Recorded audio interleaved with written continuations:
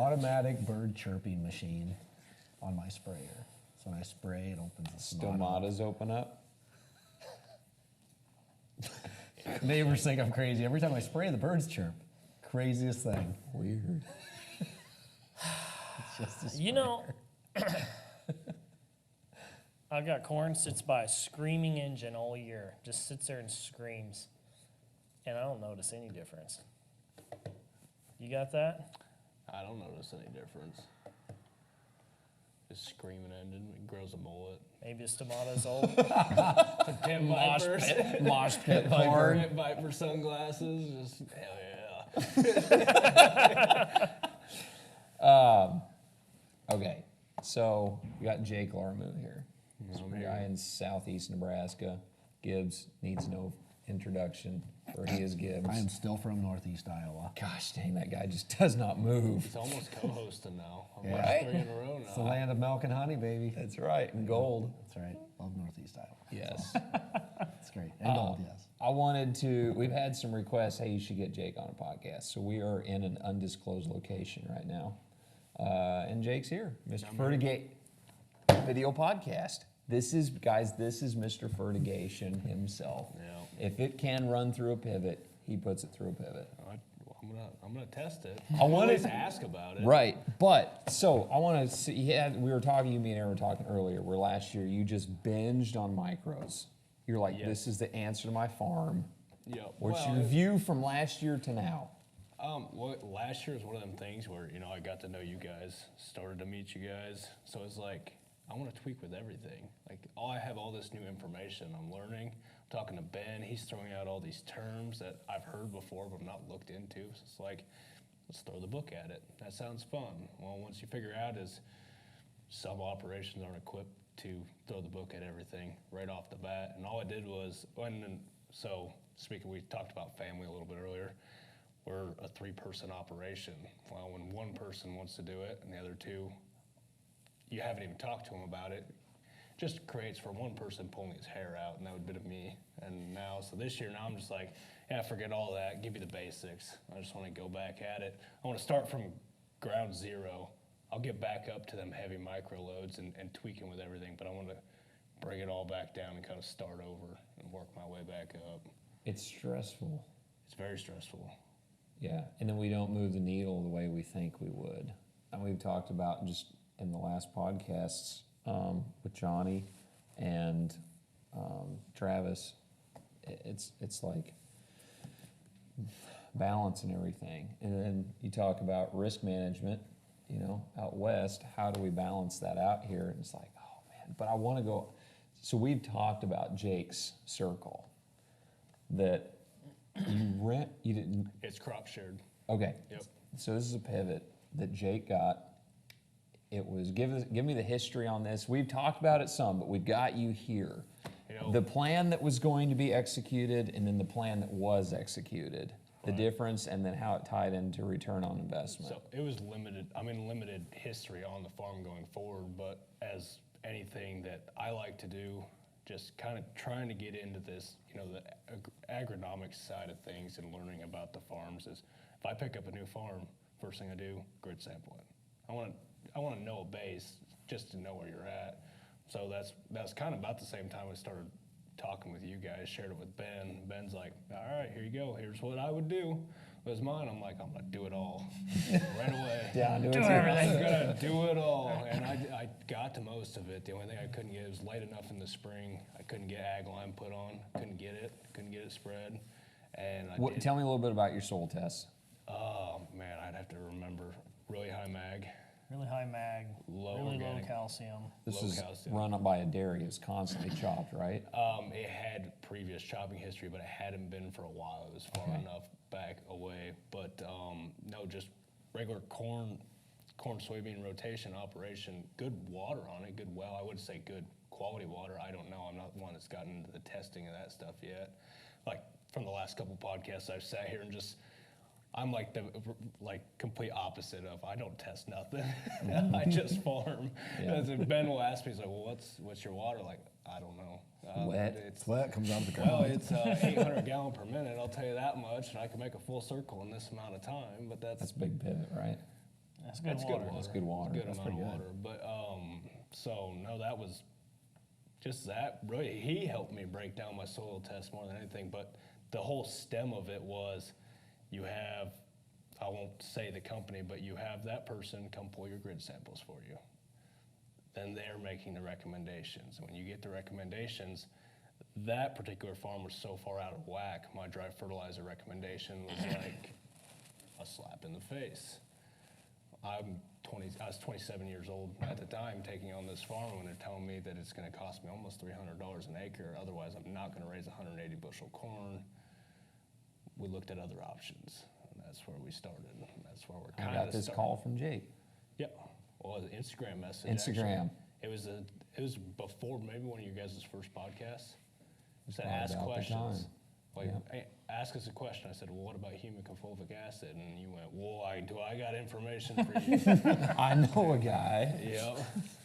Yep, and that's where it went from there. And then it's like, you need to talk to Ben. He knows more about irrigation. So then a few phone calls with Ben, and we kind of went back and forth there. And started with all this with Singular and with you guys, pretty green. I mean, pretty. We're all base- green, bro.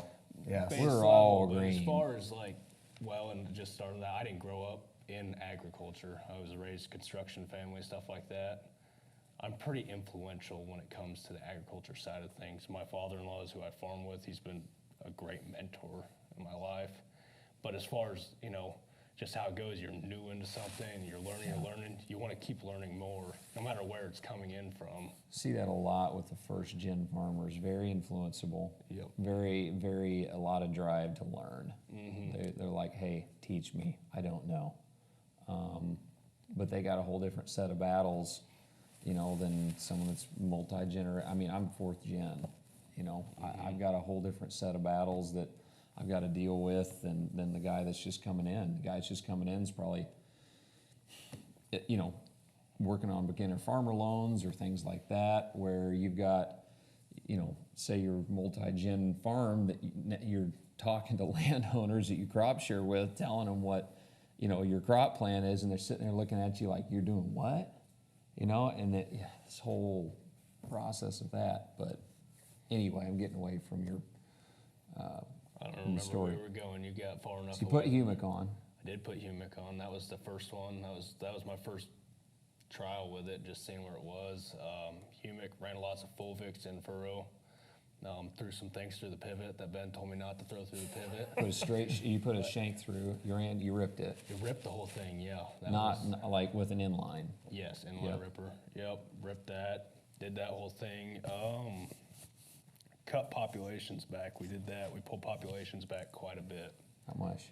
Well, usually we were planting 32,000. I think we 26.5, 27. It was About right in there. 30% for close. Yeah, yep. So we pulled them back. And I don't know, it was a lot. Last year was a lot because that was the one field where it was like, let's try everything, and it was very stressful. Yeah. It was because it was Very like, non-conventional though, in Right. regards to, put a ton of lime, put a lot of manure, put a bunch of dry. Unconventional to let's push it. Yes. yes, yep. Well, and just being, without pulling the samples and consulting in people with different opinions. From the road, it looks like a really good farm. It's a flat, slightly rolling quarter, good water on it. If you pick that farm up and didn't look into anything, that's the one you're gonna go, I'm gonna push this farm. It's a good farm. Not knowing what's below the surface. And that would have been my first thought taking it on. That's what it was too. And it's a fine farm. I mean, it reached the yield goals that we had set for it for what the circumstances were, but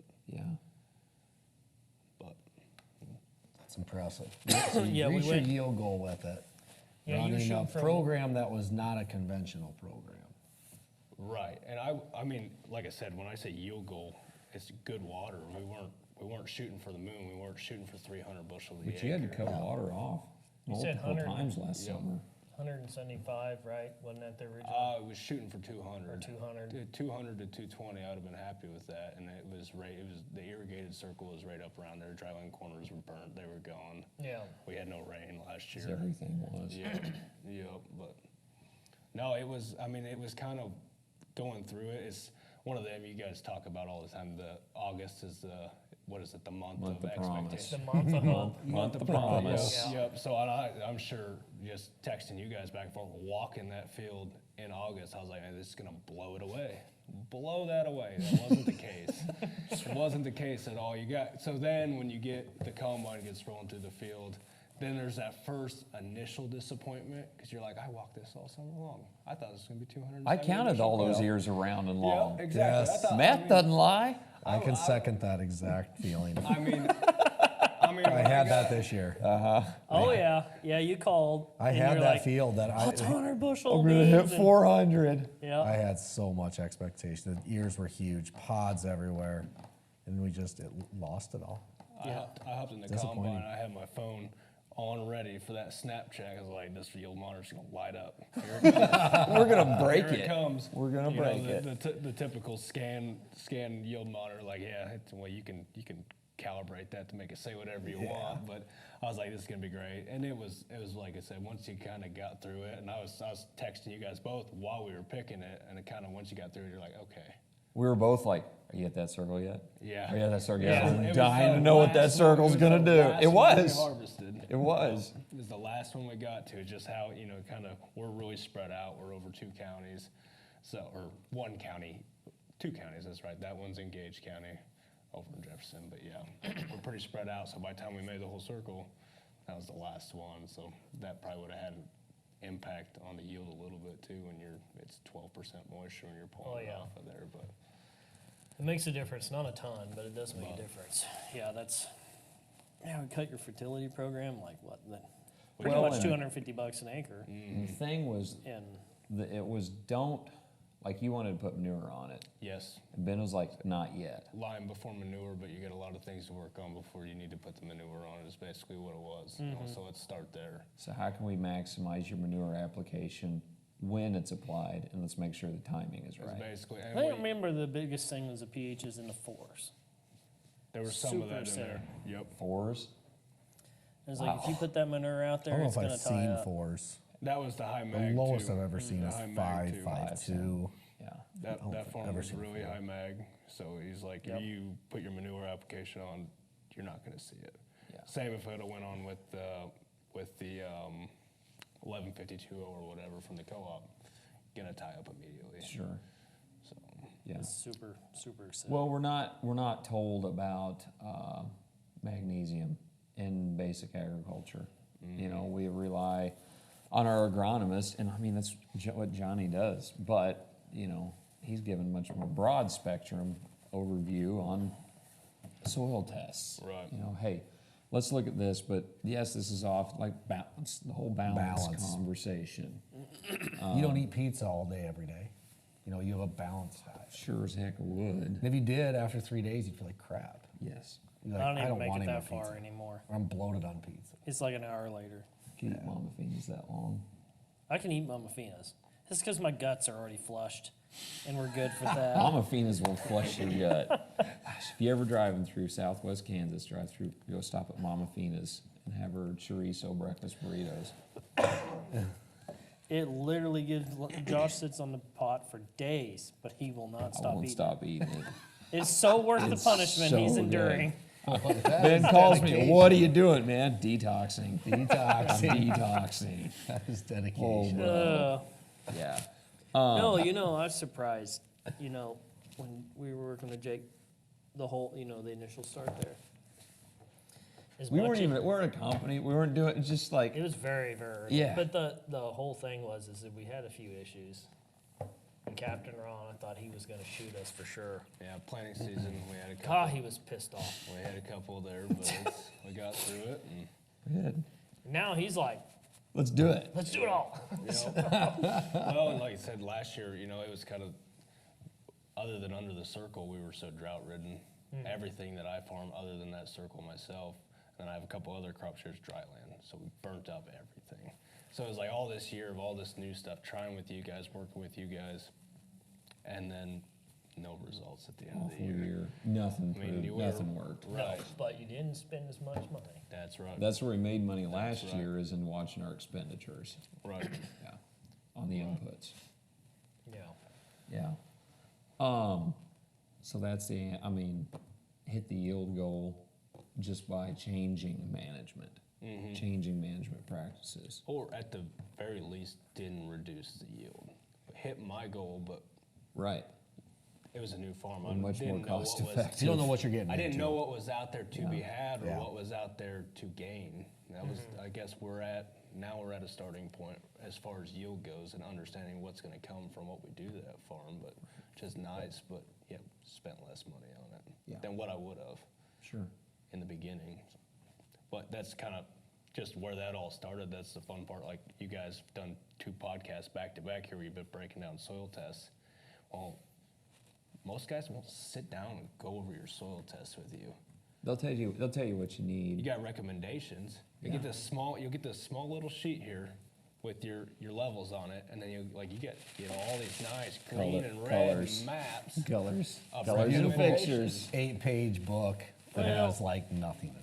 That's a mentality that even farmers have. Because when I first started working with Josh, it's just tell me what to do, man. Just tell me what to do. Just shut up. Quit making me I don't want to think. tell you what to do because I want you to learn this, so I don't have to keep explaining the same damn thing over to you. Yes. And that's the approach that I've taken. Yeah. Because And if it's you learn it, then you can apply it, and then I can teach you more complex things. yeah. Well, so many times we're working with guys. Just tell me what to do. And I tried to adopt Ben's philosophy of kind of like at the field day. That guy came up. He's like, "What are you selling?" I said, "What's your biggest problem?" I'll sell it to you. Yeah, and he's like, "Excuse me." And anyway, this guy had a chip on his shoulder, serious chip on his shoulder. Come find out he was in retail ag. Yep. Anyway, not saying everyone in retail ag does. I got some very good friends in retail ag. He comes, my farm this and that, and so-and-so and this and that. He's like, well, what's your product here? And I said, what's your biggest problem? And he's like, what do you mean? I said, what's your biggest problem on your farm? What do you face? Who says you need something? You may not need something. You may not need what's sitting here. You may need something else. Man, I just had a call this morning with a guy about that. He's like, what do you guys do? And it's like, you'd be amazed how many people that come in and just slash their programs, and then that's all we do. Yeah. I mean, even to Jake's, we didn't put a ton in there. We took a lot out, and then he wanted more. Yep. That's all we did. Yeah. So, yeah, Yeah. I'm going to teach you to get out of your own way. That's really what it is. That's really what it is. Adaptability. I like that you guys did an adaptability podcast, and that's what it was. And you start to learn that, especially with Ben, because he'll be super informative off the start, and then he'll just Fade out. he'll pull back, and he'll just let you go. Yeah. Yeah, sure. And you're going across the field, you're like, I'm doing this! Kind of, in a way. Hasn't bucked me off yet. Yeah. So adaptability, how in southeast Nebraska, dry land and irrigation, how do you take adaptability from last year, I want to get Iowa's too, and move that into 2024? That's such a fluid question for I me. know. That could change in a month. Exactly. It could. That's adaptability. Yeah. So like last year, you learned that you can have the greatest plant in the world, but if Mother Nature takes its cut first, Yes. she don't give a damn what you put in that crop. And neither does the insurance. And I say it kind of. That's true. Yeah. Yeah. I could have had nothing, and I could have put nothing out there than planted the seed last year, and that would have been the best case scenario because it was an insurance check. If you'd have planted 5,000, that'd have been your best option. ROI. Because it was just had to be planted. Yeah. Just had to be planted Just last year. some It all seeds. burnt up, and nobody's ever gonna go do that. You're gonna take it up to the last breath of trying to raise that crop into. Oh, I want to send that Snapchat yield monitor to my neighbor Yeah. who doubts what I do. Yeah. That is like my goal every single year. Like the last thing I want to do is collect insurance. Do you ever find something and it really works? Like, oh, I'm just gonna tell him, but not yet. Because Yep. it's not so much that he wants to just. I'm gonna like, wait for him to ask me. What did you do? I just want to wait till he loses his mind and smashes his head into the wall or something. That's It's what like, I'm waiting for. we're great friends. It's just one of those things that I just love to just like kind of poke at it. And like, I know I'm right and you're not, Yeah, yeah. you know, about this thing. Listen, instead of talking about it this year, we'll talk about it next year. Yep. Yeah. And just send that yield monitor after it's calibrated, of course. Yeah. Because I get it calibrated almost every year. Actually, this year I didn't because the yields were not there. You didn't have enough corn to calibrate. Just with D4 drought in the eastern Iowa, which never happened. Jake's sitting there like in the combine, just flying across the Oh, field, as just fast as you picking could corn. drive. Anyway, and he's like, man, we're in some pretty good corn now, boys. Or it's like 6. Yeah, jumped up above 5. Yeah. Yep. Wow, that would be so depressing. Dude, it was so bad last year. Last year was, I feel like that kind of affects my mindset. Maybe that's why I dialed back so hard. It's like, We got kicked so it hard. was just like, but now we have a declining market. So you get it back to back. So you had drought kick you last year. You didn't get to test anything. Right. You get and now it's like, now I have to be tight because things are coming down. Or I have to have that mindset a little bit. So they kind of just stacked on top of each other. You do, but then again, you got to look at this. You're not going to farm year to year. Right. You're planning on farming another 30 years or 20, you know, especially on the land that you own or you have long-term contracts with. I did not throttle back on every acre I have this year. So far, I have not throttled back nothing. Spring is coming, Yeah. but this fall, I pushed every single acre for next year, planning on rain and extremely high yields. Pulled soil tests, we needed calcium. We had high aluminum levels, calcium with that. But you're not doing stupid swings where Not you're stu- dumping Yes. hundreds No. and hundreds of dollars out I there. looked at- Like every acre is Yep. going to be a new record. Yeah, no, I looked at every field as we're gonna push it to its full potential, but not like try to break yield records with it. Yeah. But like, okay, we're starting this last fall, it's like, all right, we need to fix these issues in our soil.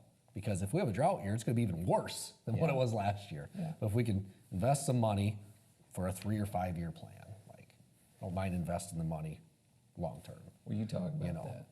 Investing in what you know is going to pay off. Yes, I invested in what I didn't go and dump, you know, all my nitrogen out last fall, like we're gonna push for, you know, it was other things in the soil that needed to get fixed.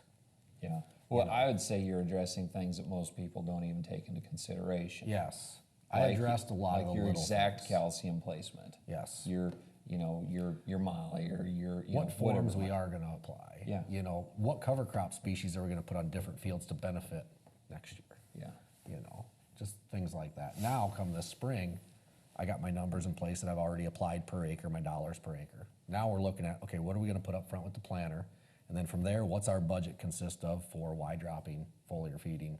And we'll make that decision as the year goes. If it doesn't rain for 3 months, we're not gonna side dress, you know, like, You know, you know? that's the thing. It's like pushing to the max potential is usually a timing thing more than anything. Yep. It's like, so he's gonna do these deals, and I'm gonna go ahead and push that portion of it, but he's not creating more risk. Because by doing that, he's also making a wider range of adaptability and ability to adjust for the year. Yeah. Does that make sense? Yeah. So. Yeah. Hey guys, Ben and Josh here. We've been doing a blog once a month, kind of help us express out exactly how we work through problems on a monthly basis. And It's pretty real life. It's dealing with real Yeah, life problems yeah. on the farm. Typically, it's event session in short form. So, you want to check it out? Links in the description. yeah, it's not all about just throwing more. It's about doing it right. Doing it right. Yep. Yeah, and we're making changes this year. I mean, strip freshener, everything gets side dressed. How dare you cover You know. cropper? How dare you? I am not going to strip till everything. I am going to be people used to call me, they're like, oh, you're the no-till farmer. Everything you do is no-till. You are anti-tillage. I'm not anti-tillage, I'm just anti-recreational tillage. Yeah. Like, Yeah. I don't feel like you need We to don't go till out it there and 'cause you just rip till it. everything because that's what everybody else does. It's like, if a field needs fixed with tillage, then fix it with tillage. I think Hendricks, and I have not met him, you know, the other guys have, but everything. He's not anti. No, he's not Because really he even anti. mentions in some of his deals that he took a disc to some fields. Yeah. This has a place here. This It has, has a a place place. here. This has a Yeah. place here. Yeah. Wait, flood, do you ever flood irrigate? We never have, or haven't since I've been in operation. When you pull beds, the only way to really do anything is you gotta pull a disc out there. You gotta take a disc and smooth the beds off so that way you can go in and do your fall stuff. And then to pull a bed back up. So that's where all your tillage comes from. And a lot of that's habit, break the habit. And that's, one of the issues. But the disc that's where the disc in our area was huge.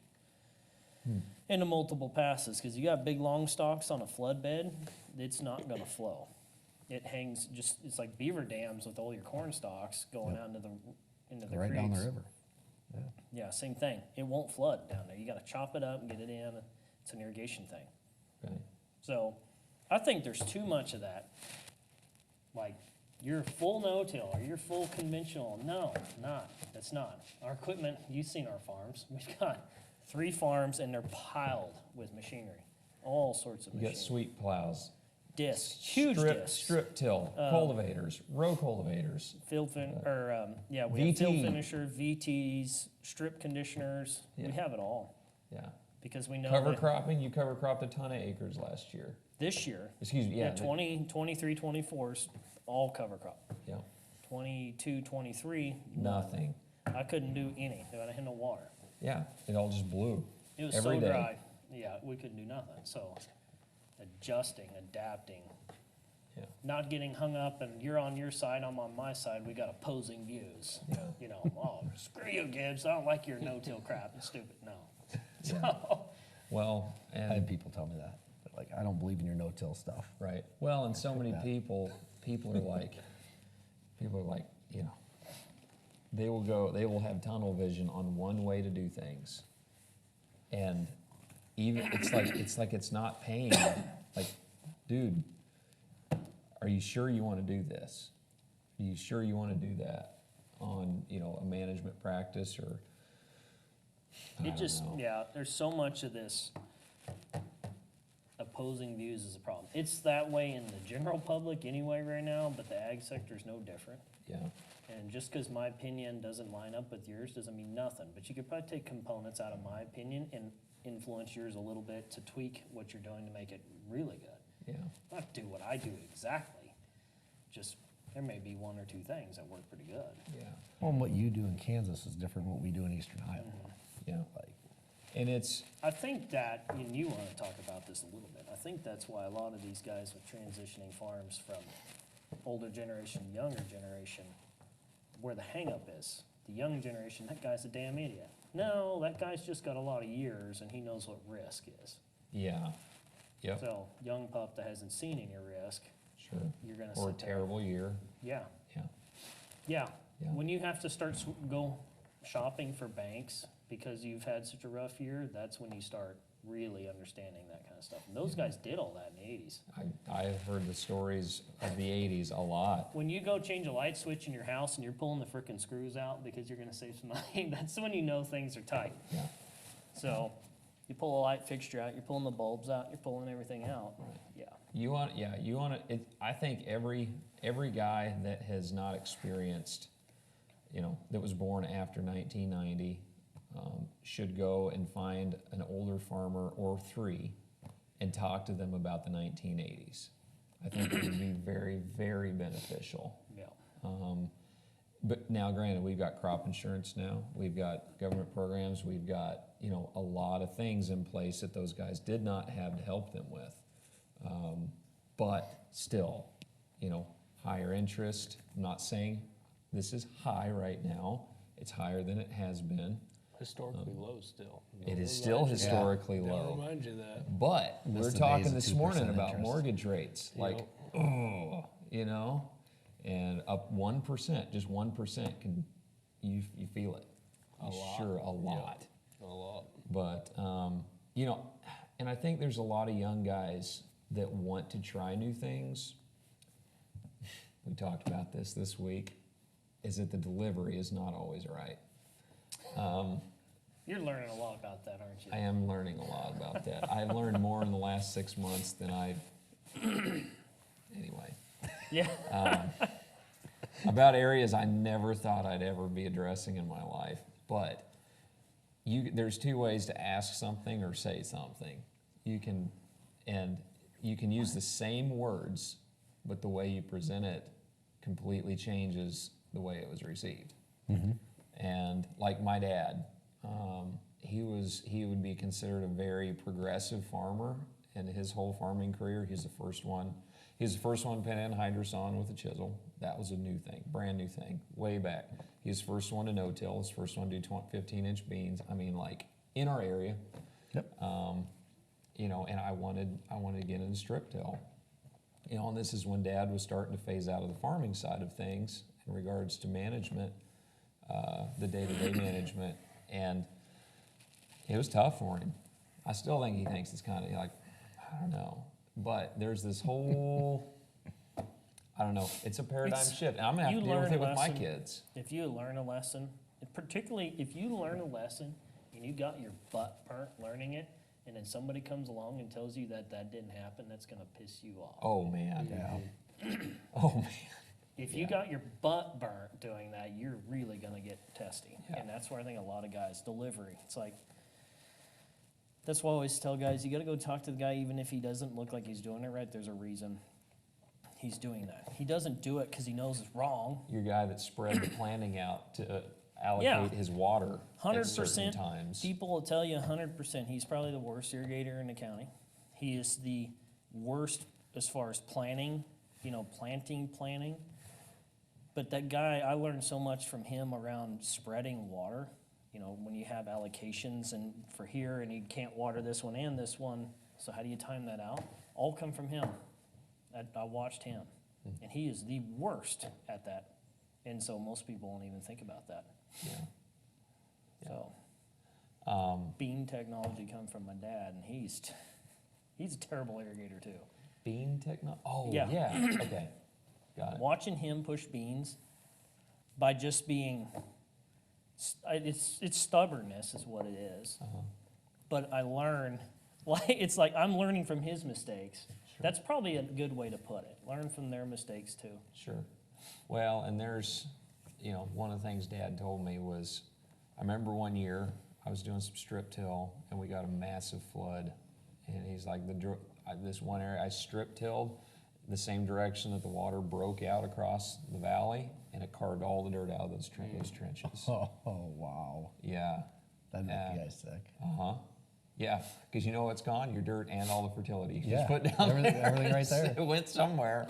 Oh yeah, the tillage. But that's very valuable. Like, ooh, that's a good thought. That's why I'm not running That's shank good units. thought. Yeah, right. We got, our area, we have a lot of HEL soil, so highly erodible land. Sure.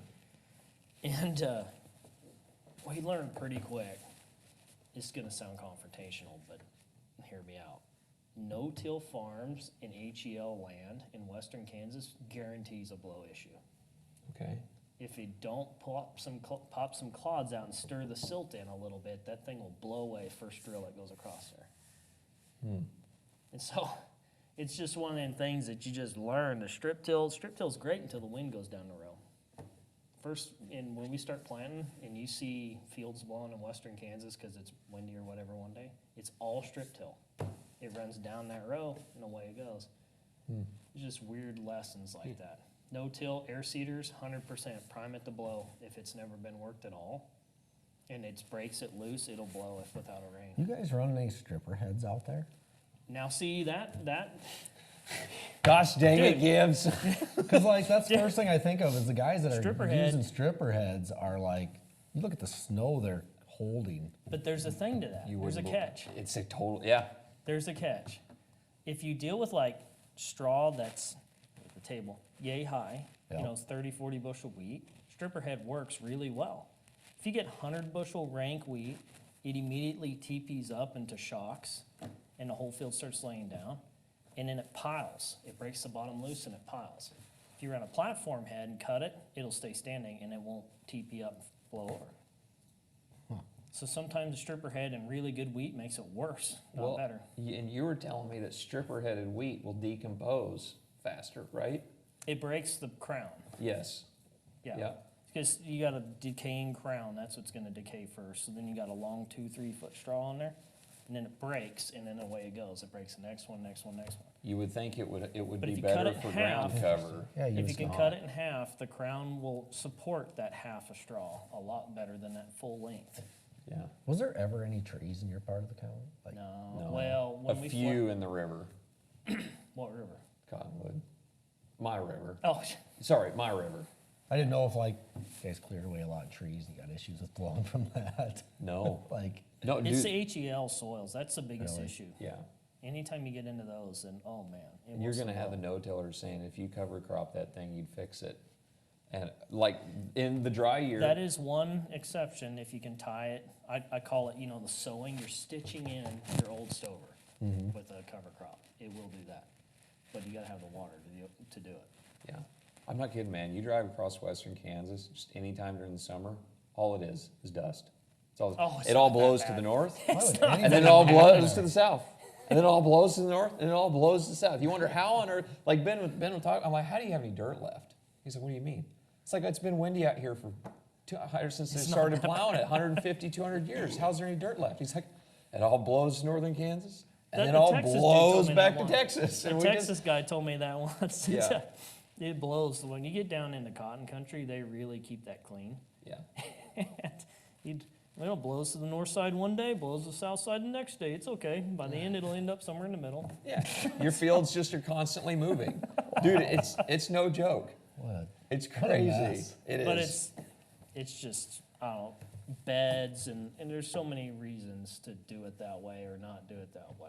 I thought Ben was crazy when it was crazy dry, like they couldn't catch a rain. That's when he hooked up the chisel and started chiseling ground. I'm like, Because you can't blow rocks. what are you doing? Like, what are you doing? I would This see is- that as you pulling up tombstones or whatever you want to call them, Uh-huh. and the sand hits that, and it just keeps sandblasting it. No, and it blowing gets grabs stuck it. in the crevices. You're creating like mini windbreaks. Because you imagine like I sand still find particle. that hard to believe. A sand particle flying across the ground, and it hits, now you have a divot. And then now that one breaks some sand particles, then it hits the next one.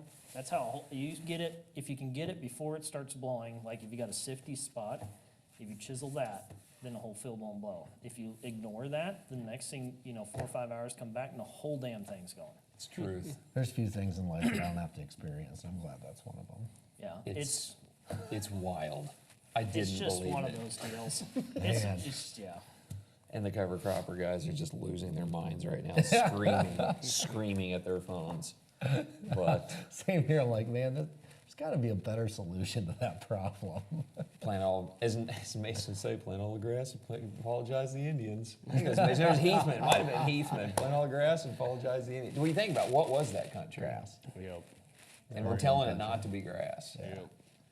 You're telling dirt that had a job to do something else. It's not that bad, realistically. Every Yeah. once in a while you have a bad year. Yeah. But like I mentioned, if you get snow and then you don't turn the silt and you don't get a rain, then that sucker's gonna blow. Yeah. Yeah. Aaron, how are we on time? 30 minutes. Is what we done? Yep. Okay. Gibbs, what are you changing this year? What is the number one thing you're looking forward to on the farm? The number one thing I am looking For forward to 24. on the farm. Anything. I am looking forward to having even emerging corn this year. Like a perfect, they all come up in 12 hours stand. Nice. That's my goal. That's what I'm looking forward to. That's the one thing that I'm probably most excited for. Jake's looking forward to 180-inch whitetail. Yeah, that Walk one right turned through down. that fence opening. Yeah. Turn that corner. You told him he was just gonna jump the fence. That's what you told me. On a 3-wire, yeah. Yeah. He said, well, watch a 180 jump that fence right there. I said, I have to have a 180 on my farm for that to happen. And that's a win in itself. So There you we'll take go. one step at a time. I was telling Gibbs, and Gibbs has got a really cool Facebook page. His kids are very involved. All 4 of us are dads that farm and have kids on the farm. I was telling Gibbs how much I admired the way he parents his kids in regards to the farm. It's not, this is the farm and this is the kids. It is like a working unit. Gibbs is out working on his planter.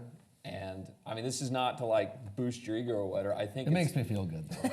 it's Keep going. it makes me like It's good stuff. I see it and I'm like, okay. And like your kid was walking around with a stack of strainers the other day. Yeah. You know, and they're just like just crap goes everywhere. Yeah. You know, and I'm sitting there and you know, I got my nicely organized toolbox, and Wesley comes over, my son, and he starts pulling tools off and starts going to stuff and banging on rims. And I'm sitting there and I'm like, I need to chill out. We used a 10mm wrench as a drumstick in my tractor this fall. He says, Dad, play We Will Rock You. So I put it on the radio, and he's sitting there with my sunglasses on, hitting the handle of the door. So it's ding, ding, ding, ding, ding. And I'm like, so I took a Snapchat. I says, I knew that 10mm would get used this summer. That's right. And he's sitting there banging on the door. banging away. Just chipping the paint. It's like, whatever. It's a 20-year-old 8110 tractor. I don't care. Yeah. Chip the paint. You're 3 years old. Yeah. I mean, there's been many times Ben will call me and he's got a cab full of kids. Just riding on the You can floor. put a lot of kids in on a R-Series cab. Yeah. That's the beautiful part about Yeah. the life we live, though. It is. It And is. I didn't get to grow up in that. We touched on that a little bit. I didn't grow up in farming. Now I get to raise my daughters in that setting, and it's really special because that's how my wife grew up. Yeah. And so it's just kind of all tying in. And it's good living. It is. It really is. I keep thinking back to what you said. You know, you learn a hard lesson really hard. And I mean, I think a lot of us learned that last year. It was that ego check a lot of us needed to, you know, and we're all capable of. Life is the ultimate teacher. It is. It is. You know, best laid plans of mice and men. You know, you can do everything right, but man, and I mean, we had guys last year, he did everything right. He's just, you gotta know when to pull the plug, when you throw in the towel, you know. But anyway, no, I don't know. Your worm bed. You know, kids sitting there picking out worms and this and that. Well, it's the best thing to cool. let them play in dirt. You know, let kids get their hands dirty. So yeah, we got a continuous flow vermicompost system. And my milk house in the barn, heated. Kids go in there and they climb up there and they play in the dirt, grab worms out. Yeah. They just love it. I taught Wes that Sounds- worms are our friends. Like ASMR to me. What's that? Just playing there and screwing around with the worms and stuff. Yeah. But I told Wes, hey, worms are our friends. Like, you know, and he's digging his dirt pile and he found a worm. I hear, Dad! Anyway, he comes running around the corner of the shop. It's a worm. You know, I'm like, go put him back in the dirt. He's going to be our friend. Okay. But, yeah, I don't know. I kind of wanted to talk a little bit about family farming, but it didn't really go that way, which is totally fine. I mean, these are not scripted at all. It's kind of sit down where this whole thing goes is where it goes. But, you know, you didn't grow up on the farm, came into the farm. Your dad did farm. Did your dad work off the farm too? Yeah, so my dad grew up farming on a dairy and hog farm. Okay. And then he bought the farm that we're on today. They dairied and raised hogs, got out of hogs in the mid-90s, sold the registered cows in late 90s. And then after he sold the cows, he ran the farm for a year or two. Then he got a job in town, rented the farm out. Well, the guy who rented it, I actually worked for and helped him out. Then when I got done with college, I came back and took over the farm. What'd you go to college for? I went to college for ag mechanics because I was told I had to go to college. I would have rather, if I could go back in time, I would have spent those 2 years going to other farms across the country and learning how they operated. So you're Business, telling me agronomy, if you could go back, you would intern with Singular. what didn't exist. You would do what Bean is doing. I would, yeah. He's going to everybody's farm. Well, that's what I would do. I mean, I Yeah. would go and work for like Rick Clark, an organic farmer. Yeah. Like somebody completely different than what we do in Iowa. And just like kind of learn from him, business side of it, agronomy side of it, equipment, how they do things there. Then I'd go up to North Dakota and I'd work at Minokan Farms or work for Gabe Brown, and then go to New Mexico, go to Illinois, work for a big crop farmer, corn and beans. Like just spend 6 months at a farm and do that for 2 years. That's a just to great open your mind, see how people do fertility. Tell you what, How do they manage their equipment? How do they manage people? Finances. We'll just Bring swap all that boys back for home. 6 months. That would be in about great. 15, 20 years. I don't know if you want to do that because your son would come home and be like, "We're moving to Iowa. They can grow stuff there, and they got deer. And they there." got big deer. Screwed. And he lets me beat on his doors. Just beats That's on right. tractors and That's right. stuff. He's got a worm bed. It's got a huge lime pile outside with dump trucks. Yeah, So, it's great. when you want to go fishing, do you pull worms out of your compost pile? So originally, when we wanted to go fishing, my son knew if you wanted to go fishing, you had to go out to the field. Because we'd go and we'd find the corn stalks that were still sticking up from last year. We'd grab it and yank it up, and there'd be worms underneath. We'd grab 3 or 4, and we'd go down the creek and catch little chubs. Yeah. So he knew, he's like, "Kendrick, let's go fishing." All right, he grabbed the white bucket. We'd walk out to the bean field. There'd be corn stalks sticking out of the ground. We'd yank 1 or 2 up, grab some worms, go fishing. Now I got a worm bin, so he just walks down to the barn, shoves his hand in, there's Handful of 75 worms. He's like, "We're done, let's go." You know, so You'd almost chum the water. my with that. child loves fishing. He'll go fishing every day if you take him. Same. So we got a creek on our property, and there's a couple spots where the water like kind of swirls, so it's deep, and you go out there and we'll catch these little 6-inch chubs. Yeah. Just ours loves is, it. sure, ours is perch. Yeah, he just loves it. Yeah, perch. Perch. Really? I'll be darned. Oh, yeah. Nice. Yeah. No, I think that kind of sums it up. Yep. Anything you want to add? Well, May not see you for a little while. yeah. Thank Well, I mean- goodness. No. Man, it's been a Well, like It's all been of a- us it's been are a younger day. farmers. When you look at how many Yeah. seasons of planting do you have left? Like I look at it this way, you know, like I got 15 more chances to get it right on crops. If we're counting by 50. You know, if I go to 50 and then at 50 I start handing the reins down to the next generation. Yeah. You know, I've told my dad this. We just bought the farm this last year from my parents, even though I've been renting it for 10 years before that. I told my parents, I'm like, as soon as I can transition the farm to the next one, like I ain't holding on to it. Like we're gonna transition it just like they did to me and give him a chance, let him take the reins, let him do the management. If you Or her, think my about daughter it, too, either one. How old are you? 28. Okay. Well, for me and Gibbs, we're over halfway through our career. Yeah. Through the prime, anyway. Damn, that's And depressing. you spent the first half Man, of it it. started out so and you good, spent now the- it's depressing. Yeah, and you really didn't do anything I talked until to, your 20s. Yeah. yeah, So, I started really young, but, Yeah. you know, we talked about that on a couple podcasts ago. If you could live to be 200, how much, well, it was ROI. How much knowledge did you have and how much more money could you make? Actually, I was talking to a guy about this the other day. He's like, well, we kind of do have that. And it's like, what do you mean? He's like, generational knowledge, or wealth in whatever. So it's almost, that's the point I was making earlier, is that your older generation guys got knowledge to teach you to kind of flatten your mistake curve. Like technology's one thing. The dumb mistakes, your old man's gonna teach you what not to be gullible with or whatever. yeah. See, and my dad and mom started late in life. Mom was 38 when she had me, 42 when they had my brother.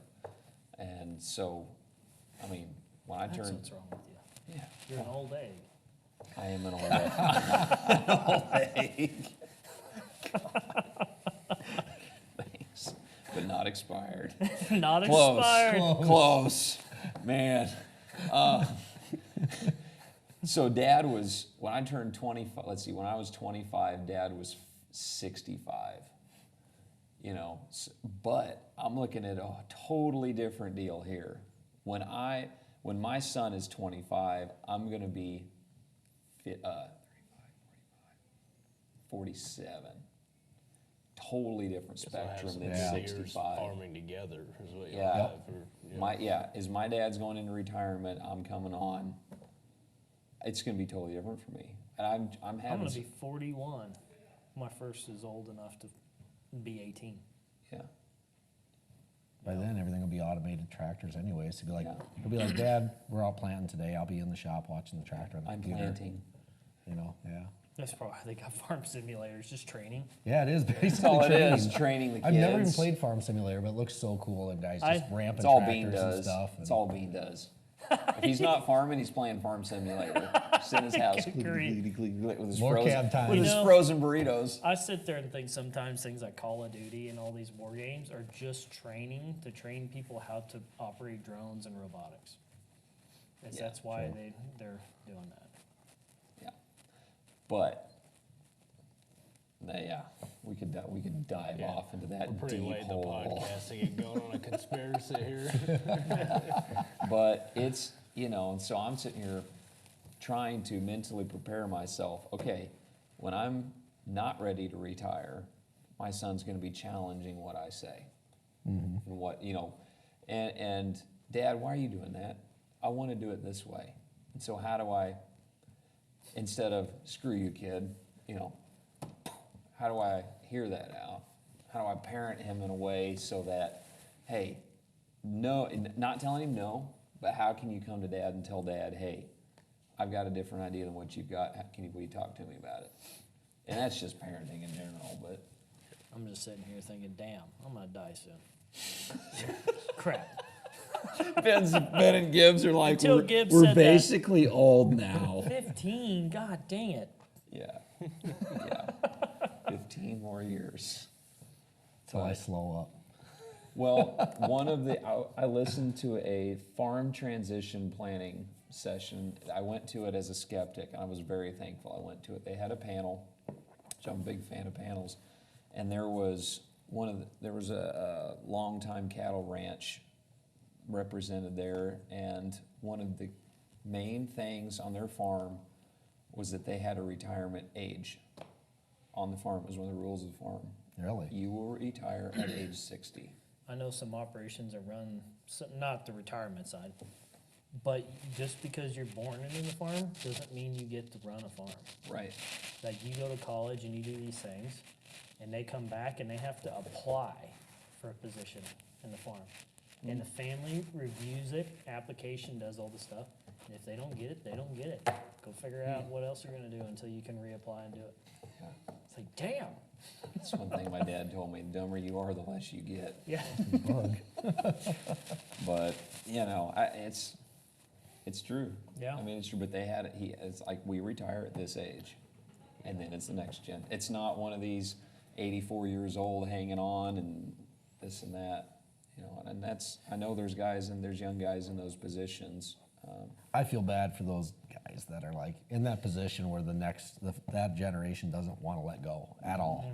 Like they want to die with it to their name. We have, I'm not going to say names, we know someone, all of us know this person, and they separated from their family farm. And he'll tell you it was one of the best things he ever did. It was one of the hardest things he's ever done. He said but it's one of the best things I ever did. Now, I'm not saying that someone should do that. I'm just saying that person did that, and they will attest to it. Someday they may bring them on the podcast, talk about it, if they're willing to, because I think that'd be super powerful to a lot of young growers being in a tough spot with that. Well, and if you look at the average age of these farmers, if they're not renting the ground out and they're still running it themselves, there's a lot of older ones out there that don't have someone to take it over. Absolutely. Got a couple of them that I took over for leasing, and that's what, when I first took it over, it's like they can't let go even when they're leasing it to you. And everyone has followed the same route. First 2 or 3 years, they kind of were there, and then they kind of, you know what, I just enjoy not having to screw with it anymore. And then they let go eventually to where, I had one that would be, we joked, he had either a sixth sense or there was cameras on that farm. Because if I drove out there and started in a tractor or a combine, he's there instantly. And this is like 10 miles from town. There's nothing out there, bro. There had to have been a There's camera or nothing. something. That's Yeah, what we they always had a thought. spotting scope up or something. Yeah, just what pointed the out hell? there. So it always used, his name's Gerald. Yeah. And it always used to be, and any of you guys from my area watching this, they're gonna know who I'm talking about. But, and some of them know him and they'll be laughing about it. But anyway, with Gerald, every time when they go out there, how many acres can you get cut before Gerald comes out here? So it used to be a challenge. And then it got to the point, well, can we actually get the whole farm cut before he gets here? Now, I don't hear from him very often at all. He might come out, if he catches me out there doing something, it's maybe once or twice a year now. He's just gotten to the point, he's like, you know what, I don't care. We need to do a podcast at some point talking about relationships with landlords. I wonder if we could get some of ours to come on. I know I could. I absolutely I could get one. Wayne would come on. Yeah, He watches this all the time. yeah. Wayne, that'd be a cool. That'd be interesting to watch. Yeah. That'd be a good one. It would. Farmer, landowner. Most all my landlords Podcast. are over Yeah. 70, 65 to 70. And Wayne would be probably about that, Yeah. 70. Gerald's getting close to 90. Wow. Yeah. Yeah, that's a good relationship to have, keep a positive relationship. And, I mean, I update my landowners with, here's what we're doing in 2024. Here's what we applied to your soil and why. They get soil tests and biological tests. We do a PFLA, and I show them, here's how I'm building the biology in the soil. What's PFLA? Phospholipid fatty acids. It'd be like a bacteria, fungi test. It's a biological test of your soil. Cool. I would do a end-year, like, this is what I've seen, this is what we're gonna do, this is how I view your soil right now, this is a condition your pivot, I would say, is in, this is the well, the motor. I think a lot of Trend of where you're farmers. going. I think a lot of farmers are nervous to talk to their landlords because they view them as someone that holds something over them, and there might be For the some that longest do. time, I viewed them almost the same as a banker. Yes, exactly. Yeah, they're that authority figure that you need to hide from because they're only trying to find you to take that ground from you. Yeah, if they call me, there's a problem. Is the way we start, and I develop friendships with my I'd call most all of them friends of mine. Some of them very good friends of mine. Same here. And like when they call me, I now look forward to it because I've developed, I've turned it into a relationship. Yep. And, let them know instead of, hey, if there's no communication, and I think that was a very big disconnect in the last generation per se. I mean, there'd be times like, Dad would send a rent check or whatever, and man, we wouldn't even know if someone died sometimes. Michael, my cousin, Yeah? he's got one like that too. He's like, I don't know if he's alive or not. I just hadn't got sent a letter that I ain't allowed to says farm he's it dead. anymore. The check goes through. And he gets Somebody's cash. signing it. Yeah, but it's they become more vested in their ground, in their crop. They care more, and then the important thing is they become to appreciate you as a steward of the ground. Yeah. Because, and I'm really proud of a couple of them that I've now just taken over. But my dad, my grandpa, then my dad, and now I've taken over.